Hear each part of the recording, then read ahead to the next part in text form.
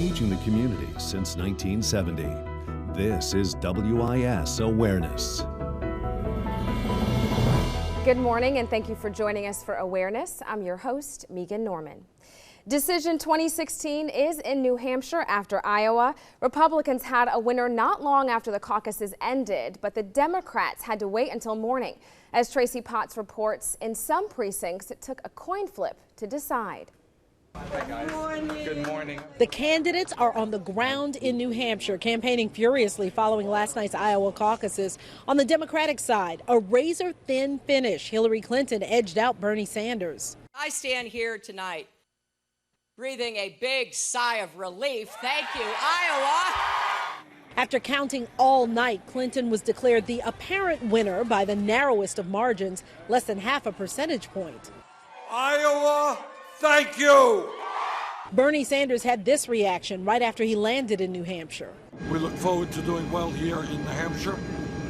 And after that, we're off to Nevada and then South Carolina, where I think we're going to surprise a whole lot of people, just as we did in Iowa. Ted Cruz quoting the Bible, claiming the biggest victory ever in Iowa caucus history. Tonight, Iowa has proclaimed to the world, morning is coming. Morning is coming. Donald Trump landed in second place, barely ahead of Marco Rubio. We will go on to easily beat Hillary or Bernie or whoever the hell they throw up there.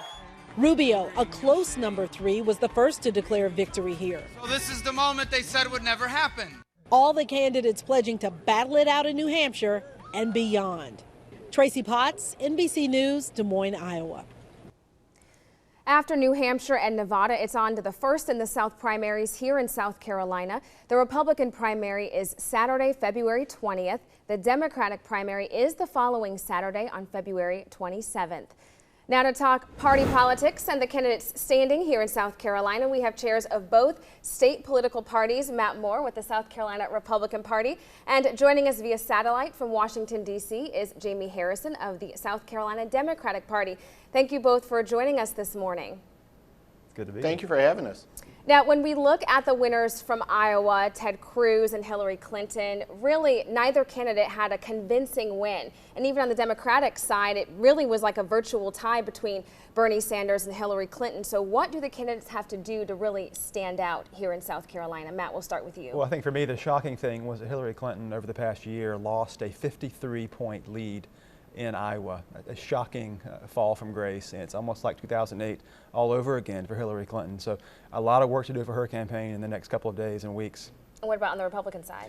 On the Republican side, every minute now is an hour. It's a long way between now and South Carolina. I think you'll see a reset again after New Hampshire, with a number of candidates coming here strong. Now it seems as though some candidates are beginning to drop out. That matters. Where does their support go in this primary? And certainly who performs well in South Carolina's presidential debate on February 13th. Right. And Jamie, I want to bring you into the conversation here. What does Hillary Clinton have to do? What does Bernie Sanders have to do here in South Carolina? How have their strategies maybe changed after Iowa? Yeah, you know, both of them have to appeal to African Americans, particularly African American women. In 2008, 53% of the vote in the Democratic primary was consisted or composed of African American vote. And so both of them have to appeal to the most, I guess, most reliable vote in the Democratic Party, which is African American women, particularly in the ages of 40 and above. And so I think each campaign is doing a very good job of reaching out, talking to those voters. And in the next few weeks, we'll continue to see them, along with their surrogates, making the case.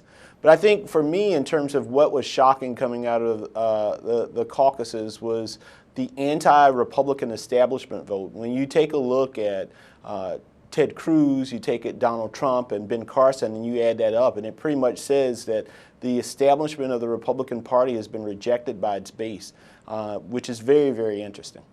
Now, Matt, when we look at Ted Cruz winning in Iowa and moving on to New Hampshire and then South Carolina, Trump does have a lead here in South Carolina. Do you think he's going to make that up? Or even Marco Rubio, who declares his 3-2-1 plan, thinking he's going to take South Carolina. How do you think this all measures up? Well, we saw a couple things in Iowa this past week, and one of those is that polls and pundits had led this race around by the nose for the past 6 to 8 months. And as it turns out, voters had some different ideas than the polls. What we also saw in Iowa is that the organizational aspects of campaigns matter, that traditional rules of politics still apply.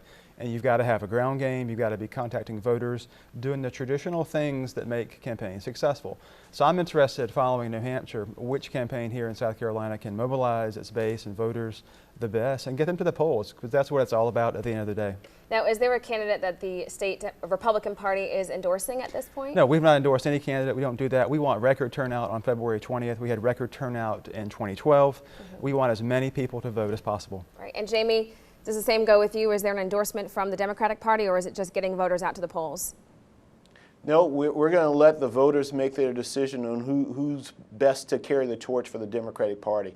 And so we're excited. We as a party have made sure that we've cut it down the middle, that we are not biased one way or the other. And so I'm excited to have them all here in South Carolina in the coming weeks. It's an exciting time. And I think Matt and I both can say that South Carolina will probably be determinative for both races. It will play a major role and part in terms of dictating who the next nominee will be for each party. Right. Well, I was going to say with my next question, South Carolina historically a good indicator when it comes to the nomination. How do you really see things taking shape come nomination time? Well, South Carolina has a very diverse Republican electorate. We have social conservatives, fiscal conservatives, those focused on national security. It's the first major test for candidates beyond Iowa and New Hampshire of a big, broad, diverse electorate. South Carolina is very much for the Republicans like the National Republican Party. You've got to appeal to all the constituencies. You can't be a one-trick pony or a one-size-fits-all you can't have a one-size-fits-all type of campaign here in South Carolina. It's a major test for these campaigns. And as we see the race starting to shape up, we've already seen several candidates after Iowa drop out. Rand Paul recently suspending his campaign. Do you expect more candidates on the Republican side, Matt, to drop out prior to our primary? I think it's very possible. I think the campaigns after New Hampshire this week will reassess where they are fundraising-wise, where they are momentum-wise, and maybe make a decision that's best for their campaigns. I try to stay out of the prognostication business, but certainly it seems as though it'll be a 3 to 5 person race here in South Carolina. All right, Matt Moore, Jamie Harrison, thank you both so much for being with us this morning. Thank you. Still to come on Awareness, how do the voters feel? We will check in with our panel coming up after the break.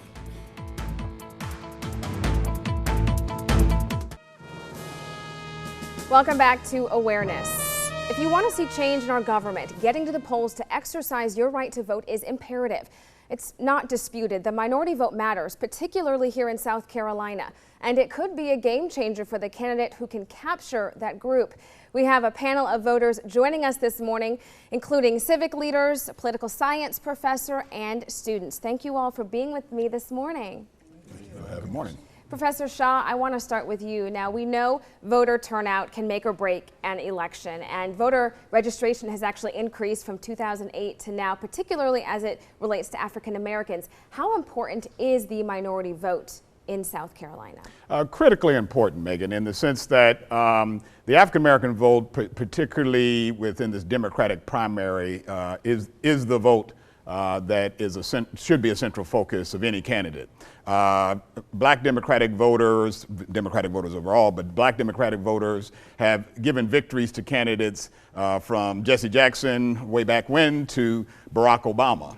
And so being able to say particularly that the Democratic black vote has stood behind a particular candidate helps carry that candidate through elections and various other elections and primaries, particularly to say that I can build this coalition that is the key coalition of the Democratic Party. Now, as voters, when you look at the Democratic Party, for example, right now Hillary Clinton has a lead when it comes to minority voters. Do you think the candidates have done enough, as far as you're concerned, to win over the minority vote? I think Bernie Sanders is doing a good job of addressing and hitting those targets that young people are truly passionate about. For example, the economy or education. Hillary Clinton is doing the same thing. But in terms of appealing to the youth, I think there has to be more of a grassroots. Youth want to have that one-on-one connection with the candidates. before they vote. Right, he has been doing a really good job with young voters, and we know in 2008 young voters were critical to the election. So how do you think that's going to measure up for this election? I believe that the same can happen if young voters get out and actually vote. I was actually a part of the campus organizer committee at South Carolina State and Claflin University one year during the governor's election, and I realized that when students didn't vote, it did play an effect on the election, and I really believe that if we get out and if we do vote, we can turn this election around and possibly go Democratic this year. Now, to get out and vote, people usually need a cause to stand behind, or they need a reason to want to get out and vote. What are some of the issues that stand out in your mind in this election cycle? Well, I like to think about voting as part of civic engagement. That is a commitment to your community and to the welfare of your community. I think we must educate people that we must be engaged in the process. You know, whether or not the right candidate is running or not, we should be engaged, and we need to change the course because our vote is important, in essence. You know, we cannot wait for the right candidate. You know, as a voting power, we have leverage. We can negotiate issues. But voting is only one step in this process. Many times when people vote, they say, well, I've done my civic duty. And then they go back and they sit on the sideline. You must stay engaged because once you vote, you must monitor the process. You must require and demand accountability. We have received so many false promises as a community, particularly in the African American community, from politicians. We must make sure there's accountability. They get your vote, and we say, well, we voted, we've done our civic duty, and we're going to just sit back. But you got to stay engaged in that process. Now, is there a particular issue that is important to you, or you think the candidates need to address, or they have sufficiently addressed for you? I would like to say, as an African American and also as a Muslim, a double minority, so to speak, that there are issues that have been raised so far in the political process that are quite alarming to the vast majority of Muslims in this country. And so I think that although I don't speak for the Muslims by and large in Colombia, or certainly not nationally, but I think that it's incumbent upon us as Muslims, whether we are African American or whatever ethnic background we may be from, that we should educate ourselves to the process and get involved, because as you can see, some of very inflammatory things have been said, very dangerous things have been said against Muslims from abroad, Muslims here, that are quite alarming. And so it requires us to get involved and to let our voice be heard and to vote. Right. What do you think some of the stumbling blocks can be when it comes to voting, particularly in the minority communities? Well, I'm a member of the League of Women Voters, and we are nonpartisan. And one of the things I feel like is important in this day and age is our young people and our people who are up in age as well, you know, register to vote. So that's one of the projects that we've taken on as an ongoing project to do that. We go into the schools in our community, the high schools, the intervention schools, and we also go to the adult ed and register those individuals, because a lot of times the time frame for the voter registration office to be open, a lot of people at work, so they can't do that. So we hope to accommodate them. And one of my concerns is, you know, with the young people can vote at the age of 17 in South Carolina, but they have to be 18 as of November, the second Tuesday in November. But they can vote in the primaries that's coming up in this month. So those are some factors and some information that we need to get out to them so that we can let them know that they have that possibility. Right, so there's no excuse not to get to the polls. Right. And we're even trying to make them aware that they can go online. Right. And they can go to scvotes.com and they can apply for their application to register to vote. Well, we really just got this conversation started, but I want to thank you all so much for offering your perspective in a critical time in our nation's in this election cycle. So thank you very much. Thank you. When awareness returns, what do you need to ensure your vote counts? Polling etiquette and what you need to do ahead of the primaries. Welcome back to Awareness. USC professor Tod Shaw returning with us to talk more about the minority vote here in South Carolina. Now, we talked about it as it relates to the Democratic candidates, but are the Republican candidates vying, or should they be vying for the minority vote as well? Well, when it comes to the Republican candidates, they should certainly give some consideration to this vote. In any system for a democracy to be healthy, you really need to have political parties competing for votes and making a difference. The reality, however, is that there is this sort of racial or ethnic divide between the parties. And so pragmatically, a Republican candidate might say, African Americans make up such a small margin of who might be coming out to these primaries, I'm going to cast it elsewhere. But one would hope that we could come have a greater level of competition among parties. Right. And then how does the playing field measure or compare to 2008? So in 2008, there were some similarities. You had Hillary Clinton clearly favored, and particularly favored within the African American community. There were leaders who were trying to think through, do we endorse Clinton or do we think about this young guy, Obama? Well, because of the ground game that Obama mobilized in a very formidable way, as well as the way in which he won that Iowa primary, that convinced African American voters to align behind him, and he won very handily the Democratic primary. And so there are maybe some parallels to what Bernie Sanders is attempting to do in the state. Well, and then when you look at Iowa, Bernie Sanders made up a lot of ground in the primary, and really almost a tie when you look at Hillary and Bernie's standings. So is it possible, do you think, for Bernie to make up the difference when it comes to the minority vote, particularly here in South Carolina, where voters could be just a split? It could be, but he has a pretty formidable challenge. But given the ways in which young voters who are disenchanted with the government are mobilizing in high numbers, there's some possibility there. But Clinton still is sort of commanding that vote, partly because just to put it as a phrase, she's a well-known commodity, and so in some ways, African American voters are very familiar with the Clintons in ways that they're still being introduced to Sanders. Right, and then when we look at the Republican side, Donald Trump, for example, one of the most polarizing candidates in the field as we're looking at right now, Ted Cruz, obviously coming out victorious from Iowa. How do you see Cruz's campaign or strategy maybe changing coming into South Carolina, where he already has a pretty decent lead?